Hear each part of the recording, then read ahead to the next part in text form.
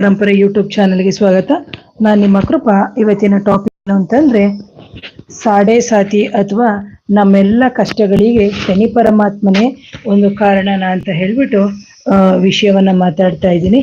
ಎಷ್ಟೋ ಜನ ನೀವು ನೋಡ್ಬೋದು, ಎಲ್ಲಾ ಸಮಯದಲ್ಲೂ ನಾವು ಶನೇಶ್ವರ ಸ್ವಾಮಿಯನ್ನೇ ನಾವು ಬೈತಾ ಇರ್ತೀವಿ. ಅಂತಹ ಸಂದರ್ಭದಲ್ಲಿ ನಿಜವಾಗ್ಲೂ ಶನೇಶ್ವರ ಸ್ವಾಮಿಯು ಮಾತ್ರ ನಮಗೆ ಏನು ಕೆಟ್ಟ ಫಲಗಳನ್ನ ಕೊಡ್ತಾನ ಅಥವಾ ಸಾಡೆ ಸಾತಿ ನಮಗೆ ಅತ್ಯಂತ ಕೆಟ್ಟ ಫಲಗಳನ್ನ ಕೊಡ್ತಾನ ಅಂತ ಹೇಳ್ಬಿಟ್ಟು ನೋಡ್ಬೋದು. ಇಲ್ಲಿ ದುಃಖಂ ದಿನೇಶಾತ್ಮಜಂ ಅಂತ ನಾವು ಹೇಳ್ತೀವಿ. ಅಂದ್ರೆ ಪ್ರತಿಯೊಂದು ಅಂದ್ರೆ ಕಾಲಪುರುಷ ದುಃಖವನ್ನ ಸೂಚಿಸ್ತಾನೆ ಅಂತ ಹೇಳ್ಬಿಟ್ಟು ಈ ಪ್ರಪಂಚದಲ್ಲಿ ಜನರು ನಾವೆಲ್ಲ ಅನುಭವಿಸುವ ಎಲ್ಲ ದುಃಖಕ್ಕೆ ಶನಿಯೇ ಕಾರಣ ಅಂತ ಹೇಳ್ಬಿಟ್ಟು ನಾವು ಕೇಳ್ಕೊಂಡು ಬಂದ್ಬಿಟ್ಟಿದೀವಿ.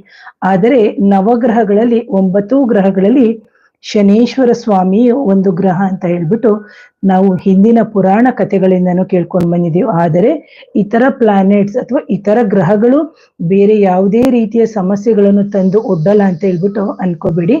ಪ್ರತಿಯೊಂದು ಗ್ರಹಗಳಿಗೂ ತನ್ನದೇ ಒಂದು ಕಾರಕತ್ವ ಇದೆ, ತನ್ನದೇ ಆದಂತಹ ಒಂದು ವ್ಯಕ್ತಿತ್ವ ಇದೆ ಪ್ರಿಯ ವೀಕ್ಷಕರೇ. ಹಾಗೆ ನಮ್ಮ ಹಿಂದಿನ ಪುರಾಣಗಳ ಒಂದು ಕಥೆಗಳಾದಂತಹ ಒಂದು ನಳ ಆಗಿರ್ಬೋದು, ಹರಿಶ್ಚಂದ್ರ ಆಗಿರ್ಬೋದು, ವಿಕ್ರಮಾದಿತ್ಯ ಅಥವಾ ಪುರೂರವ, ಈ ತರ ಇವರೆಲ್ಲರ ಒಂದು ಕಥೆಗಳನ್ನು ನೋಡಿದಲ್ಲದೆ ಜೊತೆಗೆ ಚಕ್ರವರ್ತಿಗಳಾದಂತಹ ಮಹಾರಾಜರುಗಳು, ದೇವತೆಗಳು, ಗುರು ಆಚಾರ್ಯಗಳನ್ನು, ತ್ರಿಮೂರ್ತಿಗಳನ್ನು ಬಿಡದಂತೆ ಕಾಡಿಸಿದಂತಹ ಸ್ವಾಮಿಯೇ ಇಂಥ ಶನೇಶ್ವರ ಸ್ವಾಮಿ ಆಗಿದ್ದಾನೆ.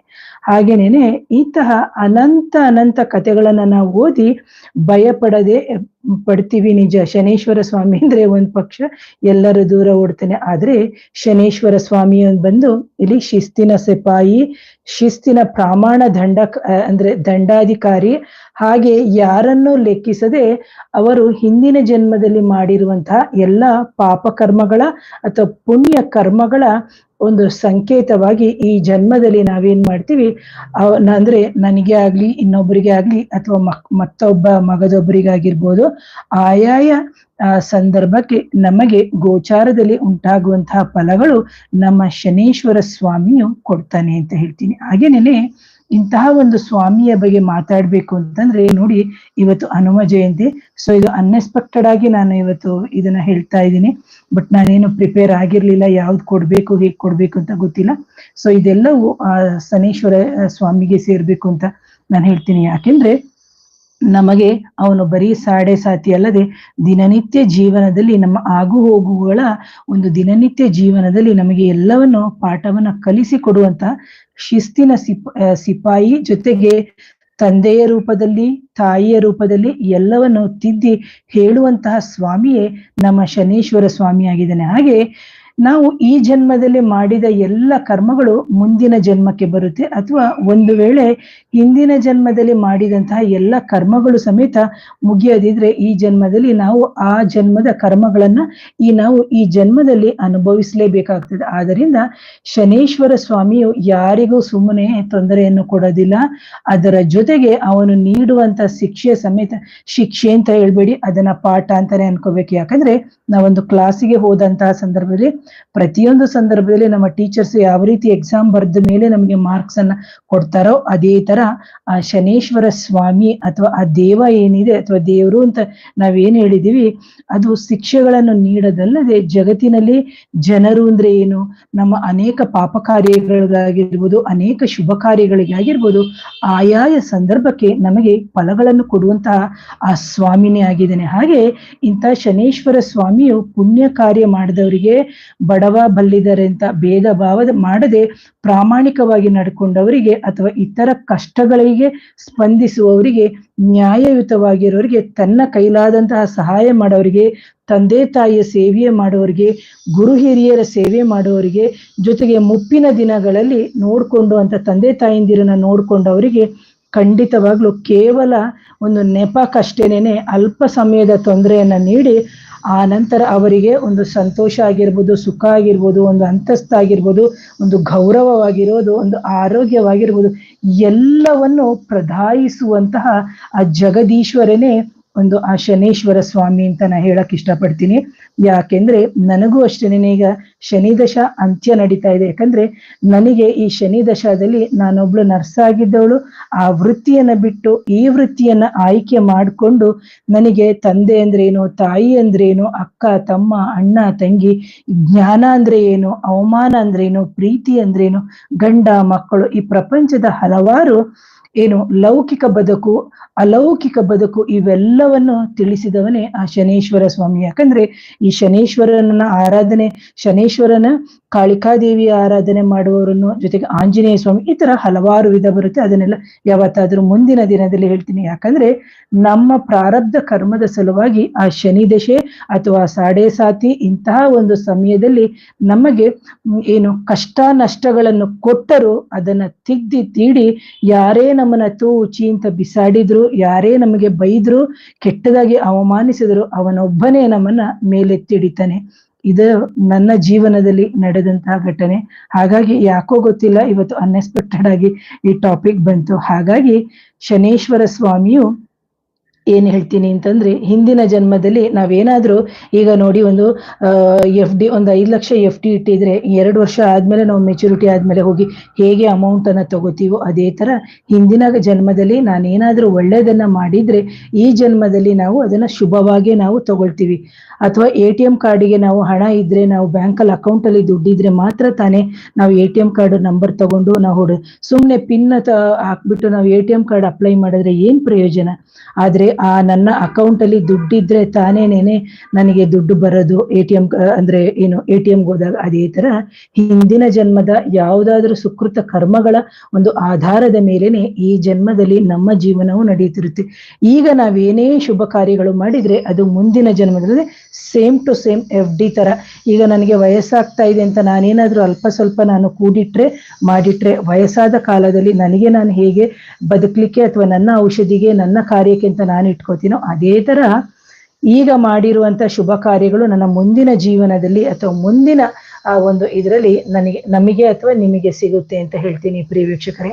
ಹಾಗೇನೇನೆ ಅಂತ ಶನೇಶ್ವರ ಸ್ವಾಮಿಯು ಕೃಪೆ ಮಾಡಿದರೆ ಗುರು, ನಾವೆಲ್ಲ ಹೇಳ್ತೀವಿ ಶುಭ ಗ್ರಹಗಳಲ್ಲಿ ಗುರು ಅತ್ಯಂತ ಶುಭ ಗ್ರಹ, ಅದರ ಜೊತೆಗೆ ಶುಕ್ರ ಬುಧ ಚಂದ್ರ ವೃದ್ಧಿ ಚಂದ್ರ ಅಂತ. ಆದರೆ ಇಂಥ ಶನೇಶ್ವರ ಸ್ವಾಮಿಯು ಒಮ್ಮೆ ಒಲಿದರೆ ಹಿಂದಿನ ಜನ್ಮಕ್ಕೆ ತಕ್ಕಂತೆ ನಮ್ಮ ಈ ಜನ್ಮದಲ್ಲಿ ಅವನ 100ಕ್ಕೆ 100 ನಮಗೆ ಒಂದು ಫಲವನ್ನ ನೀಡ್ತಾನೆ ಅನ್ನೋದು ನನ್ನ ಒಂದು ಅನುಭವದ ಮಾತು. ಅದರ ಜೊತೆಗೆ ಎಷ್ಟೋ ಅಸ್ಟ್ರಾಲಜಿ ರಿಲೇಟೆಡ್ ಕ್ಲಾಸಸ್ ಮಾಡಿದಂತಹ ಸಂದರ್ಭದಲ್ಲಿ ಎಷ್ಟೋ ಒಂದು ಏನ್ ಹೇಳ್ತೀನಿ ಅಂತಂದ್ರೆ ಜಾತಕಗಳ ವಿಮರ್ಶೆಯನ್ನು ನೋಡಿದಂತಹ ಸಂದರ್ಭದಲ್ಲಿ ಎಷ್ಟೋ ಜನಕ್ಕೆ ನೀವು ಮಾಂತ್ರಿಕ ಬಾಧೆಗಳಾಗಿರುತ್ತೆ, ಅಥವಾ ಎಷ್ಟೋ ನೆಗೆಟಿವ್ ಮೈ ಹಿಡ್ದಿರುತ್ತೆ, ಅಥವಾ ದುಷ್ಟಶಕ್ತಿಗಳು ಮೈ ಹಿಡ್ದಿರುತ್ತೆ, ಅಥವಾ ಮದ್ದಿಡು ಕ್ರಿಯೆಗಳು ಆದಂತಹ ಸಂದರ್ಭದಲ್ಲಿ ಅದೆಲ್ಲದಕ್ಕೂ ಯಾಕೆ ಅಂತಂದ್ರೆ ನಮಗೆ ಬಂದು ಶನಿ ಬಂದು ವಾಯು ತತ್ವದ ಗ್ರಹ, ಜೊತೆಗೆ ಪ್ರೇತಕ್ಕೆ ಕಾರಕನಾಗಿರುವಂತಂದ್ರೆ ವಿಸಿಬಿಲಿಟಿ ಇಲ್ಲದೆ ಇರುವಂತದ್ದು ಒಂದು ಗ್ರಹ ಅಂತಂದಾಗ ಶನೇಶ್ವರ ಸ್ವಾಮಿಯು ವಾಯು ತತ್ವ ರೂಪದಲ್ಲಿ. ಹಾಗೇನೆ ನೀವು ನೋಡ್ಬೋದು ನೆಗೆಟಿವ್ ಎನರ್ಜಿ ಇದ್ದಾಗ ಬಾಯಿಂದ ತೇಗು ಕೆಳಗಡೆ ತೇಗು ಅಂತಂದಾಗ ವಾಯು ತತ್ವ ರೂಪದಲ್ಲಿ ಹೋಗೋದು. ಅಂದ್ರೆ ಶನಿ ಬಂದು ವಾಯು ತತ್ವದಲ್ಲಿ ಇರುವಂತಹ ಗ್ರಹ. ಶನಿ ಬಂದು ವಾತ ವಿಕಾರ ಕಾರಕಗಳಿಗೆ ಒಂದು ರೋಗಗಳಿಗೆ ಒಂದು ಕಾರಕ ಅಂತ ಹೇಳ್ತೀನಿ. ಹಾಗೆ ಇಂಥ ಶನೇಶ್ವರ ಸ್ವಾಮಿಯು ಶುಭವನ್ನು ನೀಡುವುದಲ್ಲದೆ ಈ ಜೀವಮಾನದಲ್ಲಿ ಎಂದೂ ನೋಡದಂತಹ ಕಾರಣದಲ್ಲಿ ಒಂದು ನಮ್ಮ ಇಂದಿನ ಜನ್ಮದ ಒಂದು ಒಳ್ಳೆಯ ಕರ್ಮಗಳನ್ನ ನಮಗೆ ನೆನಪಿಸಿ ನಮ್ಮನ್ನ ಸರಿಯಾಗಿ ಲೌಕಿಕ ಅಲೌಕಿಕ ರೀತಿಯಲ್ಲಿ ಕರೆದುಕೊಂಡು ಹೋಗುವಂತಹ ಸ್ವಾಮಿಯೇ ಈ ಶನೇಶ್ವರ ಸ್ವಾಮಿ ಅಂತ ಹೇಳ್ತೀನಿ. ಆ ನಂತರ ಯಾರೆಷ್ಟೇ ಅವಮಾನ ಮಾಡಿದ್ರು ನಮ್ಮ ಜಾತಕ ನಮ್ಮ ಕರ್ಮ ಫಲಗಳು ಈ ಜನ್ಮದಲ್ಲಿ ನಾವು ಒಳ್ಳೇದು ಮಾಡಿತ್ತು ಅಂತಂದ್ರೆ ಖಂಡಿತವಾಗ್ಲೂ ನಮಗೆ 80 ಭಾಗ ಆ ಸ್ವಾಮಿಯು ನಮ್ಮನ್ನ ಉನ್ನತ ಸ್ಥಾನಕ್ಕೆ ತಗೊಂಡೋಗಿ ಕೂರಿಸ್ತಾನೆ ಅನ್ನೋದು ಹಲವಾರು ಜಾತಕಗಳಲ್ಲಿ ಹಲವಾರು ಗಣ್ಯ ವ್ಯಕ್ತಿಗಳ ಜಾತಕ. ಅಂದ್ರೆ ಆ ನಂತರದಲ್ಲಿ ಅವರು ಗಣ್ಯ ವ್ಯಕ್ತಿಗಳಾಗಿರ್ತಾರೆ. ಯಾಕಂದ್ರೆ ಈ ಸ್ವಾಮಿಯ ಕೃಪೆ ಆದ ನಂತರವೇ. ಯಾಕಂದ್ರೆ ನೀವು ಎಕ್ಸಾಂಪಲ್ಸ್ಗೆ ನೋಡೋದಾದ್ರೆ ಕೆಲವರು ಹುಟ್ಟುತ್ತಲೇ ತುಂಬಾ ಬಡವರ ಮನೇಲಿ ಹುಟ್ಟಿರ್ತಾರೆ, ಮಧ್ಯದಲ್ಲೂ ಸರಿಯಾದ ಶಿಕ್ಷಣ ಇರಲ್ಲ, ಆ ನಂತರ ನೈಟ್ ಕಾಲೇಜು ಈವ್ನಿಂಗ್ ಕಾಲೇಜ್ ಈ ತರ ಕೆಲಸಗಳು ಮಾಡಿ ಆ ಸ್ಟಡಿ ಟೈಮಲ್ಲಿ ಒಂದು ಉನ್ನತ ಸ್ಥಾನಕ್ಕೆ ಹೋದ್ರೆ ಎಷ್ಟೋ ಒಂದು ಹರಸ್ಕೋಪ್ಗಳನ್ನ ನಾವು ನೋಡಿರ್ತೀವಿ. ಅದರ ಜೊತೆಗೆ ಇಡೀ ವಿಶ್ವವೇ ಮೆಚ್ಚುವಂತಹ ಸಾಧನೆಯನ್ನು ಸಮೇತ ಮಾಡ್ತಾರೆ. ಆದ್ದರಿಂದ ಜಗತ್ತಿನಲ್ಲಿ ಪುಣ್ಯ ಪುರುಷರು ಪ್ರಭಾವಿತ ವ್ಯಕ್ತಿಗಳ ಜಾತಕದಲ್ಲಿ ಶನಿಯ ಪ್ರಭಾವನ್ನೇ ನಾವು ನೋಡಿ ತಿಳಿಬೇಕು. ಓವರ್ ಆಲ್ ಆಗಿ ಒಂದು ಜಾತಕವನ್ನು ಬಂದಾಗ, ಒಂದು ಕೆಲಸದ ರಿಲೇಟೆಡ್ ಅಂತ ಬಂದಂತ ಸಂದರ್ಭದಲ್ಲಿ ಆ ಶನೇಶ್ವರ ಸ್ವಾಮಿ ಇವರ ಜಾತಕದಲ್ಲಿ ಯಾವ ಭಾವದಲ್ಲಿ ಇದ್ದಾನೆ ಒಂದ್ ಕಾನ್ಸೆಪ್ಟು, ಎರಡನೇದಾಗಿ ಯಾರ ನಕ್ಷತ್ರದಲ್ಲಿ ಕೂತ್ಕೊಂಡಿದ್ದಾನೆ, ಎಷ್ಟನೇ ಮನೆಯಲ್ಲಿ ಕೂತಿದ್ದಾನೆ, ಅವನು ಕೊಡುವಂತಹ ಫಲಾಫಲಗಳು ಏನು ಅಂತೇಳಿ ನಾವು ನಿರ್ಧಾರ ಮಾಡಿ ಆನಂತರ ಜಾತಕವನ್ನ ವಿಮರ್ಶನೆ ಮಾಡಿದ್ರೆ 100ಕ್ಕೆ 100 ರಿಸಲ್ಟ್ ಅಂತ ಹೇಳ್ತೀನಿ. ಸೊ ಈ ತರ ವಿಚಾರಗಳು ಹೇಳ್ಬೇಕು ಅಂದ್ರೆ ನನಗೆ ಏನೋ ಒಂಥರ ಮೈ ಜುಮ್ ಅನ್ಸುತ್ತೆ. ಹಾಗೆ ಇಂಥ ಸ್ವಾಮಿಯ ಒಂದು ಸಾಡೆ ಸಾತಿ ಅಂತ ಹೇಳ್ಬಿಟ್ಟು ಎಲ್ಲರೂ ಭಯಪಡಿಸ್ಬಿಡ್ತಾರೆ. ಆದರೆ ನಾವು ಮಾಡುವಂತಹ ಒಂದು ಪ್ರತಿ ಕಾರ್ಯದಲ್ಲೂ ಹಾನೆಸ್ಟ್ ಆಗಿ ನಾವು ಇದ್ರೆ ಖಂಡಿತವಾಗ್ಲೂ ಅದು ನಮಗೆ ಫಲ ಸಿಕ್ಕೇ ಸಿಗುತ್ತೆ. ಬಟ್ ಓವರ್ ಆಲ್ ಆಗಿ ಸಾಡೆ ಸಾತಿ ಅಂತ ಹೇಳಿದಂತಹ ಸಂದರ್ಭದಲ್ಲಿ ನಮಗೆ ಸಾಡೆ ಅಂತಂದ್ರೆ 7, ಸಾತಿ ಅಂದ್ರೆ 7.5 ವರ್ಷಗಳ ಕಾಲ ಆ ಶನಿಯು ಪ್ರತಿ ರಾಶಿಯಲ್ಲಿ 2.5 ವರ್ಷಗಳ ಕಾಲ ಸಂಚರಿಸ್ತಾನೆ.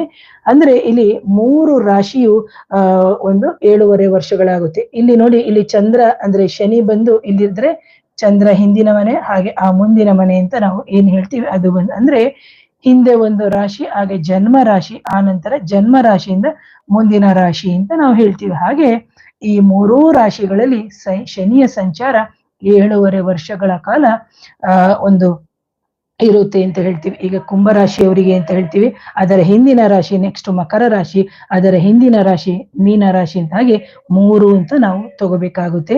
ಆಗ ನಾವು ಜನ್ಮ ರಾಶಿಯಿಂದ ಹಿಂದಿನ 12ನೇ ಮನೆಯಲ್ಲಿ ಸಂಚರಿಸಿರುವಾಗ, 12ನೇ ಮನೆ ಅಂತ ಅಂದಾಗ ನಾವು ಹೇಳ್ತೀವಿ ಅಂತವರಿಗೆ ಅನೇಕ ಕಷ್ಟಗಳನ್ನು ನೀಡುತ್ತಾನೆ, ಜೊತೆಗೆ ಬೇಕಾಬಿಟ್ಟಿ ಖರ್ಚುಗಳು, ಮುಟ್ಟಿದೆಲ್ಲ ಮಣ್ಣು ಪಾಲಾಗುತ್ತೆ, ಅತ್ಯಂತ ಹೀನಾಯವಾಗಿ ಒಂದು ಕಷ್ಟಕ್ಕೆ ಸಿಕ್ಕಾಕೋತಾನೆ. ಹಾಗೆ 2.5 ವರ್ಷಗಳ ಕಾಲ ನಮ್ಮನ್ನು ಬಿಡದೇನೆ ಹಿಂಸೆ ಮಾಡ್ತಾನೆ ಅಂತ ಹೇಳ್ಬಿಟ್ಟು ಒಂದ್ ಕಡೆ ಹೇಳ್ತಾರೆ. ಆದರೆ ಅಂತಹ ಶನೇಶ್ವರ ಸ್ವಾಮಿಯು ನಮಗೆ ನಮ್ಮ ಗೋಚಾರ ಫಲದಲ್ಲಿ, ಅಂದ್ರೆ ಗೋಚಾರದಲ್ಲಿ ನಮ್ಮ ಜನ್ಮ ನಕ್ಷತ್ರಕ್ಕೆ ಯಾವ ನಕ್ಷತ್ರದಲ್ಲಿ ಕೂತಿದ್ದಾನೆ ಅನ್ನೋದನ್ನ ವೆರಿ ವೆರಿ ಇಂಪಾರ್ಟೆಂಟ್ ಆಗುತ್ತೆ. ಯಾಕೆಂದ್ರೆ ನಮ್ಮ ಜನ್ಮ ನಕ್ಷತ್ರಗಳು ಅಂತ ನಾವು ತಗೊಂಡಾಗ ನಮಗೆ ಬರುತ್ತೆ, ನಕ್ಷತ್ರಗಳಲ್ಲಿ ನಮಗೆ ವಧಾತಾರೆ, ಪ್ರತ್ಯಕ್ತಾರೆ, ಸಂಪತ್ತಾರೆ, ಈ ತರ ಎಲ್ಲ ನಕ್ಷತ್ರಗಳು ಬರುತ್ತೆ. ಜನ್ಮತಾರೆ, ಸಂಪತ್ತಾರೆ, ವಿಪತ್ತಾರೆ, ಕ್ಷೇಮತಾರೆ, ಪ್ರತ್ಯಕ್ತಾರೆ, ಸಾಧನತಾರೆ, ಜೊತೆಗೆ ನೈದನತಾರೆ, ಮಿತ್ರತಾರೆ, ಪರಮತಾರೆ ಅಂತ. ಸೊ ಜನ್ಮತಾರೆಯಲ್ಲೇ ಆ ಶನೇಶ್ವರ ಸ್ವಾಮಿ ಇದ್ದಾಗ ಅದರ ಫಲ ಬೇರೆ. ಸಂಪತ್ತಾರೆ ಅಂತ ಅಂದಾಗ ನಮಗೆ ಸಂಪತ್ತನ್ನ ಕೊಡುವಂತಹ ನಕ್ಷತ್ರ. ವಿಪತ್ತಾರೆ ಅಂತ ಅಂದಾಗ ನಮಗೆ ವಿಪತ್ತು, ಎಡವು, ತೊಡರುಗಳನ್ನ ಕೊಡುತ್ತೆ.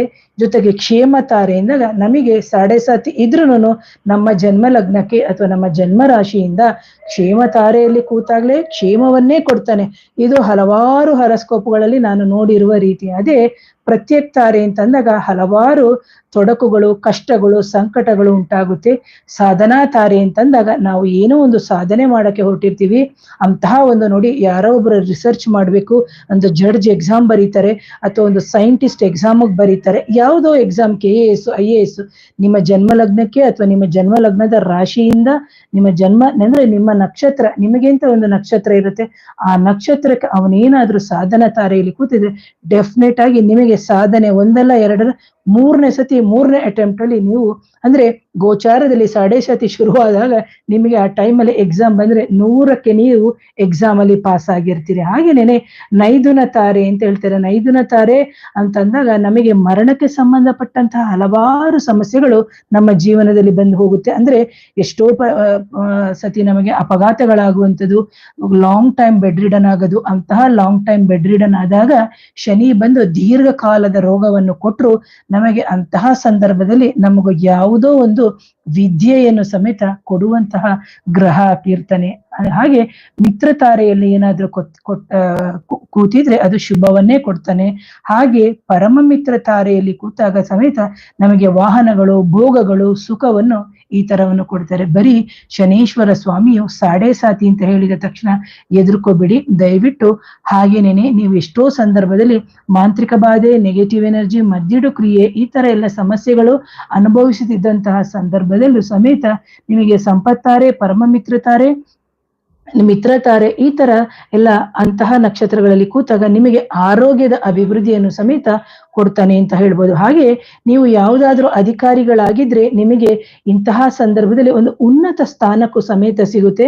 ಅದೇ ನಿಮಗೆ ಆ ಶನೇಶ್ವರ ಸ್ವಾಮಿಯು ವದಾತಾರೆ, ಪ್ರತ್ಯಕ್ತಾರೆ, ನೈದೇನ ತಾರೆಗಳಲ್ಲಿ ಏನಾದ್ರೂ ಸ್ಥಿತರಾದಾಗ ನೀವು ಎಷ್ಟೇ ಉನ್ನತ ಸ್ಥಾನದಲ್ಲಿದ್ರು ಸಡನ್ ಆಗಿ ನೀವು ಅಧಿಕಾರಿಗಳಿಂದ ಒಂದು ಅವಮಾನಕ್ಕೊಳಗಾಗೋದು ಅಥವಾ ಹಿರಿಯ ಅಧಿಕಾರಿಗಳಿಂದ ಒಂದು ಪೀಡೆ ಅಂದ್ರೆ ಸುಮ್ನೆ ಅನ್ನೆಸೆಸರಿಯಾಗಿ ನಿಮಗೆ ಹಿಂಸೆ ಕೊಡುವಂಥದ್ದು, ಅನಾವಶ್ಯಕವಾಗಿ ಒಂದು ಆಕಸ್ಮಿಕವಾಗಿ ನಿಮ್ಮ ಮೇಲೆ ಏನೋ ಒಂದು ಏನ್ ಹೇಳ್ತೀವಿ ತೆರಿಗೆ ಅಥವಾ ಇನ್ಕಮ್ ಟ್ಯಾಕ್ಸು ಈ ತರ ಎಲ್ಲವನ್ನು ಇನ್ಕಮ್ ಟ್ಯಾಕ್ಸು ರೈಡ್ ಆಗುವಂಥದ್ದು ಅಥವಾ ನಿಮ್ಮ ಯೋಚನೆಯಲ್ಲಿ ಗಲಿಬಿಲಿ ಸಿಕ್ಕಾಕೊಳ್ಳೋದು, ರಾತ್ರಿ ನಿದ್ದೆ ಬರಲ್ಲ, ಸಾಲ ಸೋಲಗಳಿಗೆ ಪೀಡೆ ತರ ಒಂಥರ ಕಾಡಕ್ಕೆ ಶುರುವಾಗುತ್ತೆ. ಹಾಗೆ ನಿಮ್ಮ ಜನ್ಮ ರಾಶಿಯಿಂದ ಮುಂದಿನ ರಾಶಿ ಅಂದ್ರೆ ಜನ್ಮ ಚಂದ್ರನಿಂದ 2ನೇ ಸ್ಥಾನಕ್ಕೆ ಹೋದಂತಹ ಸಂದರ್ಭದಲ್ಲಿ ನಿಮ್ಮ ಕುಟುಂಬವನ್ನ ಜೀವನವನ್ನೇ ತುಂಬಾ ಕಷ್ಟಕ್ಕೆ ಸಿಕ್ಕಿಸುವಂತಹ ಪರಿಸ್ಥಿತಿಗಳು ಬರುತ್ತೆ. ಮನೆಯಲ್ಲಿ ಮಕ್ಕಳು ಮಾತು ಕೇಳಲ್ಲ, ಜೊತೆಗೆ ತಾಯಿ ಇದ್ರೆ ತಾಯಿ ಕೋಪ ಮಾಡ್ಕೊಳ್ಳೋದು, ಕುಟುಂಬದಲ್ಲೇ ಒಂಥರ ನಿಮಗೆ ಕಿರಿಕಿರಿ ಉಂಟಾಗೋದು, ಒಂಥರ ಆಗ ನೀವು ಹಣ್ಣಗೈ ನೀರ್ಗೈ ಆಗೋಗ್ಬಿಡ್ತೀರಿ. ಅದರ ಜೊತೆಗೆ ಆ ಶನೇಶ್ವರ ಸ್ವಾಮಿಯು ಎಲ್ಲವನ್ನು ಕಳೆದುಕೊಂಡು ಏನನ್ನು ಉಳಿಸ್ಕೊಳ್ಳಕ್ಕೂ ಆಗದೇ ಇರುವಂತಹ ಸ್ಥಿತಿ ಬರುತ್ತೆ. ಕೆಲವ್ರು ನೀವು ನೋಡ್ಬೇಕು, ಪ್ರತ್ಯಕ್ತಾರೆ ವದಾತಾರೆಯಲ್ಲಿ ಇತ್ತು, ಇಂತಹ ಸಂದರ್ಭಗಳಿತ್ತು ಅಂತಂದ್ರೆ ಕೋಟಿಗಟ್ಟೆ ಆಸ್ತಿ ಮಾಡಿದ್ರು ಅನ್ನೆಸೆಸರಿ ಆಗಿ ಕಳ್ಕೊಂಡ್ಬಿಡ್ತಾರೆ. ಅದೇ ರೀತಿ ಅನ್ಎಕ್ಸ್ಪೆಕ್ಟೆಡ್ ಆಗಿ ಲಾಸಸ್ ಆಗುತ್ತೆ, ಸಾಲಗಳಾಗುತ್ತೆ. 10 ಮನೆ ಇದ್ದವರು 1 ಮನೆನೂ ಇಲ್ಲದೆ ಸಾಲ ಮಾಡ್ಕೊಂಡು ಇನ್ನೊಂದು ಮನೆಗೆ ಸಮೇತ ಬಂದ್ಬಿಡುವಂತಹ ಅಂದ್ರೆ ಬಾಡಿಗೆ ಮನೆಗೆ ಬರುವಂತಹ ಚಾನ್ಸಸ್ ಇರುತ್ತೆ. ಹಾಗೇನೇನೆ ಮಕ್ಕಳು ಮರಿಗಳನ್ನ ಬಿಟ್ಟು ಅವರು ತಾವೇ ಕೆಲವ್ರನ್ನ ನೀವು ನೋಡ್ಬೇಕು, ಬೇರೆಯವ್ರಿಗೆ ಅವ್ರು ಹೇಳ್ತಾರೆ ಟ್ರಾನ್ಸ್ಫರ್ ನಮ್ಗೆ ಬೇರೆಯವ್ರಿಗೆ ಕೊಟ್ಬಿಡಿ, ನಾನು ಹೆಂಡ್ತಿನೂ ಬೇಡ ಮಕ್ಕಳು ಬೇಡ ಅಂತ. ಆ ತರ ಕೆಲವರು ಟ್ರಾನ್ಸ್ಫರ್ ತಗೊಂಡು ಸಮೇತ ಹೊಟ್ಟೋಗ್ಬಿಡ್ತಾರೆ. ಹಾಗೆ ಸಾಕಿರುವಂತಹ ತಂದೆ ತಾಯಿಂದಿರುಗಳೇ ಶತ್ರುಗಳಾಗ್ಬಿಡ್ತಾರೆ, ಮಕ್ಕಳು ಶತ್ರುಗಳಾಗ್ಬಿಡೋದು, ಒಳ ಹುಟ್ಟಿದವರು ಶತ್ರುಗಳಾಗೋದು, ಜೊತೆಗೆ ವೈರತ್ವ ಉಂಟಾಗುತ್ತೆ. ಈ ತರ ಹಲವಾರು ರೀತಿಯಾಗಿ ನಮಗೆ ಜನ್ಮ ರಾಶಿಯಿಂದ 2ನೇ ಅಂದ್ರೆ ಜನ್ಮ ಚಂದ್ರನಿಂದ 2ನೇ ಸ್ಥಾನಕ್ಕೆ ಹೋದಂತಹ ಸಂದರ್ಭದಲ್ಲಿ ನಮ್ಮ ಕುಟುಂಬದ ರೀತಿಯು ಈ ತರ ಆಗುತ್ತೆ ಪ್ರಿಯ ವೀಕ್ಷಕರೇ. ಹಾಗಾಗಿ ಯಾರ್ಯಾರು ಸಾಡೆ ಸಾತಿ ಅಂತ ನಡೀತಾ ಇದೆ ಅಂತಹ ಸಂದರ್ಭದಲ್ಲಿ ಯಾವುದೇ ಕಾರಣಕ್ಕೂ ಧೃತಿಗೆಡದೆ ನಿಮ್ಮ ಏನು ಕರ್ಮದ ಅನುಸಾರವಾಗಿ ನಾವು ನಮ್ಮ ಕೆಲಸಗಳನ್ನ ನಾವು ಮಾಡ್ಕೊಂಡು ಹೋಗ್ತಾ ಇರ್ಬೇಕಾಗುತ್ತೆ. ಜೊತೆಗೆ ಧೈರ್ಯವನ್ನು ಕೆಟ್ಕೋಬಾರದು. ಅದೇ ರೀತಿ ನಿಮ್ಮ ಕುಲದೇವರು, ಪ್ರತಿಯೊಬ್ಬರಿಗೂ ಅವರವರದೇ ಆದಂತಹ ಕುಲದೇವರಿದ್ದಾರೆ, ಆ ಕುಲದೇವರನ್ನ ನೀವು ನಿತ್ಯವೂ ಪ್ರಾರ್ಥನೆ ಮಾಡಬೇಕು. ಕೊನೆಗೆ ನಿಮಗೆ ಯಾರೂ ಇಲ್ಲದೆ ಇದ್ದಾಗ, ನಿಮ್ಗೆ ಯಾರೂ ಆಗದೆ ಇಲ್ಲದಾಗ ಒಂಟಿ ಆಗ್ತೀರಿ. ಯಾಕಂದ್ರೆ ಶನೇಶ್ವರ ಸ್ವಾಮಿಯು ಬಂದು ಒಂಟಿತನವನ್ನು ಕೊಡುವಂತಹ ಗ್ರಹ, ಜೊತೆಗೆ ದೀರ್ಘ ರೋಗವನ್ನು ಕೊಡುವಂತಹ ಅಥವಾ ಲೋನ್ಲಿನೆಸ್ ಅಂತ ಹೇಳ್ತೀವಿ, ಆಗ ನಮಗೆ ಜೀವನದಲ್ಲಿ ವೈರಾಗ್ಯವನ್ನು ಮೂಡಿಸುವಂತಹ ಗ್ರಹ, ಜೊತೆಗೆ ನಮಗೆ ಆಧ್ಯಾತ್ಮಿಕದ ಒಲವು, ಈ ಲೌಕಿಕ ಬದುಕಿನ ಬಿಟ್ಟು ಇತರ ಏನು ಆಧ್ಯಾತ್ಮಿಕವಾಗಿ ಅಥವಾ ದೈವದ ಚಿಂತನೆ ಅಥವಾ ಒಂದು ದೈವಿಕ ರೀತಿಯನ್ನು ಅನುಸರಿಸುವಂತಹ ಒಂದು ಚಿಂತನೆಯನ್ನು ಇವರ ಜೀವನದಲ್ಲಿ ಉಂಟಾಗುತ್ತೆ. ಯಾಕಂದ್ರೆ ಎಲ್ಲರಿಂದ ಅಪಮಾನ, ಎಲ್ಲರಿಂದ ಅವಮಾನ ಎಲ್ಲವೂ ಸಿಕ್ಕಿದಂತಹ ಸಂದರ್ಭದಲ್ಲಿ ಕೊನೆಗೆ ನಮಗೆ ಉಳ್ಕೊಳ್ಳುವಂಥದ್ದು ನನಗೇನೂ ಬೇಡಪ್ಪ, ನಾನು ಏನು ಆಧ್ಯಾತ್ಮದ ಮಾರ್ಗದಲ್ಲಿ ಹೋಗೋಣ, ಸದ್ಯ ನನ್ನ ಜೀವ ಸರ್ವೈವ್ ಆದ್ರೆ ಸಾಕು, ನಾನೊಬ್ನೇನೆ ಅನ್ನೋದು ಅಥವಾ ನಾನೊಬ್ಬಳನೆ ಅನ್ನೋದು ಮನೆಗೆ ಬರುತ್ತೆ, ಅಂದ್ರೆ ಆ ಮನಸ್ಸಿಗೆ ಬರುತ್ತೆ. ಆ ವೇಳೆಗೆ ನಿಮ್ಮ ದರ್ಪ, ಅಹಂಕಾರ, ಅಧಿಕಾರ, ಅಂತಸ್ತು ಅಥವಾ ಮದ, ಆ ಪ್ರತಿಷ್ಠೆ ಎಲ್ಲ ಕಳ್ಕೊಂಡು ನಿಮ್ಮ ಜೀವನ ಶೈಲಿನೇ ಬದಲಾಗ್ಬಿಡುತ್ತೆ. ಕೆಲವ್ರನ್ನ ನೀವು ನೋಡ್ತಾ ಅಂದ್ರೆ ಕೆಲವ್ರು ಯಾರ್ದು ಅಂತ ನಾನು ಹೇಳಲ್ಲ ಪರ್ಟಿಕ್ಯುಲರ್ ಆಗಿ, ಕೆಲವರು ಆ ತರ ಅವನು ಚೆನ್ನಾಗಿ ರುಬ್ಬ ಹಾಕ್ಬಿಡ್ತಾನೆ. ಅದರ ಜೊತೆಗೆ ಇವರು ಮನೋ ಸಂಕಲ್ಪಗಳು ಸರಿಯಾಗಿ ಇಲ್ಲದೆ ಇದ್ದಂತ ಸಂದರ್ಭದಲ್ಲಿ ಕೆಲವರು ತಾನಾಗೆ ಹ್ಯಾಂಗ್ ಮಾಡ್ಕೊಳ್ಳೋದು, ಕೆಲವರು ಸೂಸೈಡ್ ಮಾಡ್ಕೊಳ್ಳೋದು, ಪಾಯ್ಸನ್ ತಗೊಳ್ಳೋದು, ಈ ತರ ಎಲ್ಲ ಸಮೇತ ಮಾಡ್ಕೊಂಡ್ಬಿಡ್ತಾರೆ. ಆದ್ರೆ ನಮಗೆ ನಮ್ಮ ಒಂದು ಜನ್ಮ ಕುಂಡಲಿಯಲ್ಲಿ ಸಮೇತ ನಮಗೆ ಇದೇ ರೀತಿಯ ಸಾವು ಅಂತನೂ ಸಮೇತ ನಮಗೆ ಪ್ರಿಡಿಕ್ಷನ್ ಆಗಿರುತ್ತೆ. ಅದನ್ನ ಮುಂದಿನ ದಿನಗಳಲ್ಲಿ ಸಾಧ್ಯವಾದಾಗ ವಿಡಿಯೋವನ್ನು ಮಾಡ್ತೀನಿ. ಹಾಗೆ ನಮ್ಮ ತಂದೆ ತಾಯಿಗಳು ಅಂತಹ ಸಂದರ್ಭದಲ್ಲಿ ಕೊನೆಗೆ ಎಲ್ಲ ಕಳೆದು ಬಿಡ್ತೀವಲ್ವಾ, ಆ ಅಹಂಕಾರ, ದರ್ಪ, ನಮ್ಮನ್ನ ತಿರಸ್ಕಾರ ಅವೆಲ್ಲ ಹೋದ ನಂತರ ನಮ್ಮ ಜೀವ ಶೈಲಿನೇ ಬದಲಾಗಿ ಆಗ ಕಣ್ಣೆತ್ತಿ ಆಗ ದೇವರ ಕಡೆಗೆ ನೆನಪಾಗುತ್ತೆ, ನಮ್ಮನ್ನ ಸಾಕಿ ಸಲುಹಿದಂತ ತಂದೆ ತಾಯಿಗಳು ನೆನಪಾಗುತ್ತಾರೆ, ನಮಗೆ ಶ್ರೇಯಸ್ಸನ್ನು ಬಯಸಿ ಬುದ್ಧಿ ಹೇಳಿದಂಥವರು ಅಥವಾ ಇತರ ಗುರುಗಳು ಅಥವಾ ಕಷ್ಟ ಕಾಲದಲ್ಲಿ ನಮಗೆ ಯಾರು ಸಹಾಯ ಮಾಡಿದರೆ ಅಂಥದವರನ್ನ ನೆನಪಿಸ್ತಾರೆ. ಹಾಗಾಗಿ ಇಂಥ ಶನೇಶ್ವರ ಸ್ವಾಮಿಯು ಪರೀಕ್ಷೆಯನ್ನು ನೀಡಿ ಆ ವ್ಯಕ್ತಿಯ ತನು, ಮನ, ಕೆಲಸ ಅಥವಾ ಕ್ರಿಯೆಗಳು ಪಕ್ವವಾಗಿದೆಯಾ ಅಂತ ಹೇಳ್ಬಿಟ್ಟು ಅರಿತುಕೊಳ್ಳೋಕೆ ಒಂದು ಸಮಯ ಅಂತ ಹೇಳ್ಬಿಟ್ಟು ನಮಗೆ ಸಾಡೆ ಸಾತಿ ಆಗಿರೋ. ಯಾಕಂದ್ರೆ ಬಚಕ್ರದಲ್ಲಿ 12 ಚಕ್ರ, ಒಂದು ಸ್ವಾಮಿಯು ಒಂದು ರಾಶಿಯಿಂದ ಇನ್ನೊಂದು ರಾಶಿಗೆ ಬರ್ಬೇಕಂದ್ರೆ 30 ವರ್ಷಗಳ ಕಾಲ ಸಮಯವನ್ನ ತಗೋತಾನೆ. ಹಾಗಾಗಿ ಅನುಭವಿಸ್ಬೇಕಾಗಿರುವಂತಹ ಧನ ಆಗಿರ್ಬೋದು, ಅಂತಸ್ತಾಗಿರ್ಬೋದು, ಒಂದು ಒಡವೆ ಆಗಿರ್ಬೋದು, ಐಶ್ವರ್ಯ ಆಗಿರ್ಬೋದು, ಹಿಂದಿನ ಜನ್ಮದ ಒಂದು ಕರ್ಮಕ್ಕೆ ತಕ್ಕಂತೆ ನಮಗೆ ಅದೆಲ್ಲವನ್ನು ಕೊಟ್ಟು ಕಟಾಕ್ಷನಾಗುವಂತಹ ಸ್ವಾಮಿ ಅಂತ ಹೇಳ್ತೀನಿ. ಆದ್ದರಿಂದ ಯಾರೇ ಆದ್ರೂ ಶನೀಶ್ವರ ಸ್ವಾಮಿಯು ಅಥವಾ ಈ ಶನಿರಾಯರು ಸಾಡೆ ಸಾತಿಯ ಕಾಲದಲ್ಲಿ ಸ್ವಲ್ಪ ಧನ ಅಂತಸ್ತು ದೊರೆಯುವಂತೆ ಮಾಡಿ ನಮಗೆ ಪರೀಕ್ಷಿಸಿ ಅವರನ್ನು ಹಣ್ಣುಗೈ ನೀರುಗೈ ಮಾಡುವಂತೆ ಅವರಿಂದ ಎಲ್ಲವನ್ನು ತೋರಿಸ್ತಾನೆ. ಸರಿಯಾದ ಪಾಠವನ್ನ ಕಲಿಸ್ಕೊಟ್ಟು ನಾವು PhD ಥೀಸಿಸ್ ಸಬ್ಮಿಟ್ ಮಾಡ್ಲೇಬೇಕು ಅಂತೇನಿಲ್ಲ. ಜೀವನದ PhD ಥೀಸಿಸ್ ಅನ್ನ ನಮಗೆ ಕೊಟ್ಟು ಮಾಡ್ತಾನೆ. ಕೆಲವ್ರನ್ನ ನೀವು ನೋಡ್ಬೇಕು, ತುಂಬಾ ಹೈಯರ್ ಎಜುಕೇಶನ್ ಮಾಡೋದು, ಒಂದು ಉನ್ನತ ಸ್ಥಾನಕ್ಕೆ ಹೋಗೋದು, ಒಂದು ಜಮೀನು, ಯಾಕಂದ್ರೆ ಶನಿ ಬಂದು ಜಮೀನಿಗೆ ಕಾರಕನಾಗ್ತಾನೆ ಅಥವಾ ಹೊಲ ಗದ್ದೆಗಳಿಗೆ ಕಾರಕನಾಗ್ತಾನೆ. ಅಂತಹ ಒಂದು ಹೊಲ ಗದ್ದೆಗಳನ್ನ ಆ ಶನಿಯೇ ಸಾಡೆ ಸಾತಿ ಇರ್ಬೋದು ಅಥವಾ ಶನಿ ದಶ ಆಗಿರ್ಬೋದು. ಅಂತಹ ಸಂದರ್ಭದಲ್ಲಿ ನಾವು ತಗೊಳ್ಳುವಂಥದ್ದು ನಮಗೆ ಅತ್ಯಂತ ಶ್ರೇಯಸ್ಸನ್ನು ಕೊಡುತ್ತೆ. ನಮಗೆ ಕಷ್ಟಕ್ಕೆ ಸಿಲುಕಿದ್ರು ಅದರಿಂದ ಹೆಚ್ಚಿನ ಅಭಿವೃದ್ಧಿಯನ್ನೇ ಕೊಡುತ್ತೆ ಅಂತ ಹೇಳ್ತೀನಿ. ಹಾಗಾಗಿ ಅಂತಹ ಕೆಲವೊಂದೊಂದು ದಶಾ ಸಂದರ್ಭದಲ್ಲಿ ನಾವು ತೆಗೆದುಕೊಂಡಂತಹ ಒಂದೊಂದು ಭೂಮಿಯನ್ನು ಸಮೇತ ನಾವು ಏನೇ ಮಾಡಿದ್ರು ಈ ಸ್ವಾಮಿಯ ಕೃಪೆ ಇಲ್ಲದೆ ನಾವು ಡಿಸ್ಪೋಸ್ ಮಾಡಕ್ಕೂ ಸಮೇತ ಹಾಗಲ್ಲ. ಹಾಗಾಗಿ ಅಧರ್ಮ ಇದ್ದಲ್ಲಿ ಸಹಿಸಲ್ಲ, ಅನೀತಿ ಇದ್ದಲ್ಲಿ ಸಹಿಸಲ್ಲ, ಅಸತ್ಯ ಇದ್ದಂತಲ್ಲಿ ಸಹಿಸಲ್ಲ. ಜೊತೆಗೆ ಎಲ್ಲರನ್ನು ದೂರ ಮಾಡಿ ಆಧ್ಯಾತ್ಮದ ಚಿಂತೆ, ಧರ್ಮ, ನಿಷ್ಠೆ, ಸತ್ಯ, ಶಾಂತಿ ನೀಡಿ ದೇವರು ಅಂದ್ರೆ ಯಾರು, ಪ್ರಕೃತಿ ಅಂದ್ರೆ ಏನು, ಅಂದ್ರೆ ಈ ಪಂಚಭೂತಗಳು ಅಂದ್ರೆ ಏನು, ಗುರುಗಳು ಅಂದ್ರೆ ಏನು, ನಮ್ಮ ಜೀವನ ಶೈಲಿ ಏನು ಅಂತ ಹೇಳಿ ನಮ್ಮನ್ನೆಲ್ಲ ಬದಲಾಯಿಸುವಂತಹ ಏಕೈಕ ಗ್ರಹವೇ, ಏಕೈಕ ಸ್ವಾಮಿಯೇ ಆ ಶನೇಶ್ವರ ಸ್ವಾಮಿ. ಹಾಗಾಗಿ ನಾವು ಇಂತಹ ಶನೇಶ್ವರ ಸ್ವಾಮಿಯನ್ನ ಗೌರವದಿಂದ ಪ್ರೀತಿ ಪೂರ್ವಕದಿಂದ ನಾವು ನಮಿಸ್ಬೇಕು ಅಂತ ಹೇಳ್ಬಿಟ್ಟು ನಾನು ಹೇಳ್ತೀನಿ. ಇದನ್ನ ನೀವೇ ಯೋಚನೆ ಮಾಡಿ. ದಯವಿಟ್ಟು ಎಲ್ಲರೂ ಬಂದಾಗ ಹೇಳೋದು ಸಾಡೆ ಸಾತಿ ನಡೀತಾ ಇದೆ ಅಂತ. ಅವರಿಗೆ ಆ ಸಾಡೆ ಸಾತಿಯಲ್ಲಿ ಅವರಿಗೆ ಜನ್ಮದಲ್ಲಿ ಅಂದ್ರೆ ಆ ಅಂದ್ರೆ ಸ್ವಾಮಿ ನಿಂತಿರುವಂತಹ ನಕ್ಷತ್ರ ಅವರಿಗೆ ಸಂಪತ್ತಾರೆಯಲ್ಲೇ ಇರುತ್ತೆ. ಆದರೆ ಇವರಿಗೆ ಸಂಪತ್ತನ್ನು ಕೊಡ್ತಾ ಇರುತ್ತೆ, ಆದರೆ ಎಲ್ಲೋ ಒಂದು ಕಡೆ ಆರೋಗ್ಯ ಕ್ಷೀಣ ಆಗಿರುತ್ತೆ. ಅದಕ್ಕೆ ಕಾರಣ ನೋಡ್ಬೇಕು, ಅದು ಮಾಂತ್ರಿಕ ಬಾಧಿನ ಅಥವಾ ನೆಗೆಟಿವ್ ಎನರ್ಜಿನ ಅಥವಾ ಬೇರೆ ಗ್ರಹ ಚೇಷ್ಟೆ ಇದೆಯಾ ಅಂತ ಹೇಳ್ಬಿಟ್ಟು. ಆದ್ರೆ ಸ್ವಾಮಿ ನಿಮಗೆ ಎಲ್ಲವನ್ನು ಕಲ್ಪಿಸ್ತಾ ಇರ್ಬೇಕಾದ್ರೆ ಆ ಸ್ವಾಮಿಯ ಬಗ್ಗೆ ತಿರಸ್ಕಾರದಲ್ಲಿ ನೀವು ಮಾತುಗಳನ್ನ ಆಡ್ಬೇಡಿ ಅಂತ ಹೇಳ್ತೀವಿ. ಇಂತಹ ಒಂದು ಸ್ವಾಮಿಯು ಕೆಲವರಿಗೆ ಜನ್ಮತಃ ಬಂದಿರ್ತಾರೆ. ಅಂತಹ ಸಂದರ್ಭದಲ್ಲಿ ಕೆಲವರಿಗೆ ನೋಡ್ಬೇಕು, ಮಕರ ಲಗ್ನ, ಕುಂಭ ಲಗ್ನ ಅಂದಾಗ ಕೆಲವರಿಗೆ ಸ್ವಾಮಿ ಜನ್ಮದಲ್ಲೇ ಇರ್ತಾರೆ.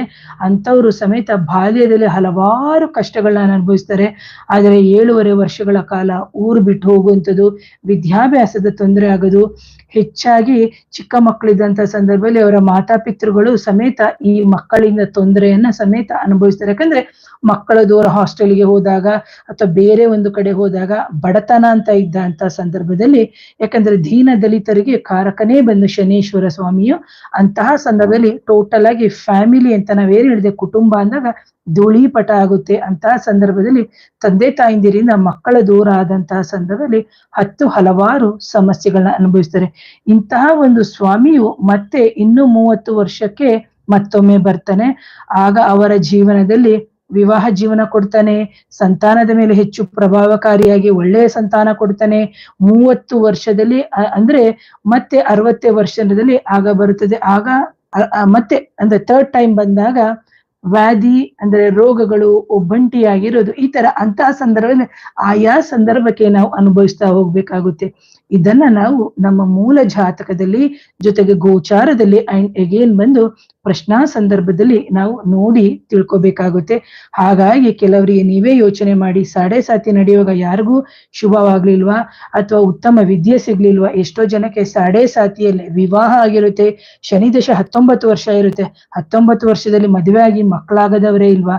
ಖಂಡಿತವಾಗ್ಲೂ ಆ ಸ್ವಾಮಿಯನ್ನ ಯಾರು ಬೈಬೇಡಿ, ಯಾಕಂದ್ರೆ ನಮ್ಮ ಕರ್ಮದ ಫಲದ ಮೇಲೆ. ಆದ್ದರಿಂದ ಅವನ ಜಾತಕದಲ್ಲಿ ಶನಿ ಗ್ರಹ ಜನ್ಮತಃ ಹೇಗೆ ಸ್ಥಿತನಾಗಿರ್ತಾನೋ ಹಾಗೆ ನಮಗೆ ಫಲವನ್ನು ನೀಡುವಂತಹ ಏಕೈಕ ಸ್ವಾಮಿ ಅಂತ ಹೇಳಿದ್ರೆ ತಪ್ಪಾಗಲಾರ. ಹಾಗಾಗಿ ಇಂತಹ ಒಂದು ಶನೀಶ್ವರ ಸ್ವಾಮಿಯು ಜಾತಕರಿಗೆ ಯೋಗವನ್ನು ಕೊಡೋದು, ಶುಭ ಫಲವನ್ನು ನೀಡೋದ್ರ ಜೊತೆಗೆ ಸಾಡಸಾತಿಯು ಕೆಲವರಿಗೆ ಹೆಚ್ಚು ಅನುಕೂಲಕರ ಆಗಿರುತ್ತೆ.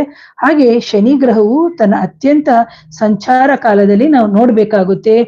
ಜಲತತ್ವ, ಅಗ್ನಿತತ್ವ ಅಥವಾ ಸಂಚಾರ ಮಾಡ್ತಾ ಇರುವಂತದ್ದು ಜಲತತ್ವ ಅಥವಾ ಅಗ್ನಿತತ್ವದ ಮೇಲೆ ಸಂಚಾರ ಮಾಡ್ತಾ ಇದ್ರೆ ಹೆಚ್ಚು ಅಶುಭ ಫಲವನ್ನೇ ನಾವು ನೋಡ್ತಾನೆ ಅಂತ. ಅಂದ್ರೆ ಇದು ನಾವು ಟೋಟಲ್ ಆಗಿ ಓವರ್ ಆಲ್ ಆಗಿ ಪ್ರಕೃತಿ ಮೇಲೆ ಹೇಳ್ಬೇಕಾದ್ರೂ ಈ ಕಾನ್ಸೆಪ್ಟ್ ಅನ್ನ ತಗೊಂಡ್ರೆ ಬ್ಯೂಟಿಫುಲ್ ಆಗಿ ಅಂದ್ರೆ ಪ್ರಕೃತಿಯ ಪ್ರಿಡಿಕ್ಷನ್ ನಾವು ಮಾಡ್ಬೋದು.